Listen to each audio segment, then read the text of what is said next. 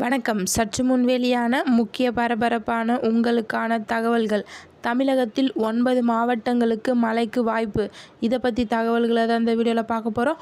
கீழே இருக்கிற red colour பட்டனை கிளிக் பண்ணி சப்ஸ்கிரைப் பண்ணிக்கோங்க. பக்கத்தில் இருக்கிற பெல் ஐக்கானையும் மறக்காமல் கிளிக் பண்ணி வச்சுக்கோங்க.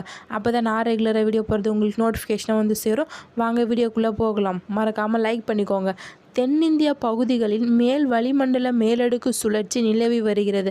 அத்துடன் மேற்கு திசை காற்றின் வேக மாறுபாடு காரணமாக தமிழகத்தில் நீலகிரி, கோவை உட்பட 9 மாவட்டங்களுக்கு கனமழை வாய்ப்புள்ளதாக வானிலை ஆய்வு மையம் தெரிவித்துள்ளது.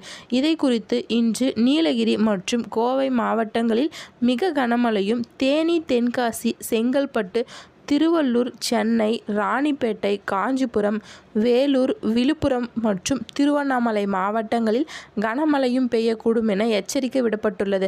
அதே நேரத்தில் இன்று பகலில் 9 மாவட்டங்களில் மழைக்கு வாய்ப்புள்ளதாக வானிலை ஆய்வு மையம் தெரிவித்துள்ளது. அதன்படி செங்கல்பட்டு, திருப்பூர், ஈரோடு, கிருஷ்ணகிரி, தேனி, தென்காசி, கன்னியாகுமரி, நெல்லை, கோவை ஆகிய மாவட்டங்களில் லேசான முதல் மிதமான மழையும் பெய்யக்கூடும் என்று தெரிவிக்கப்பட்டுள்ளது. நன்றி, வணக்கம்.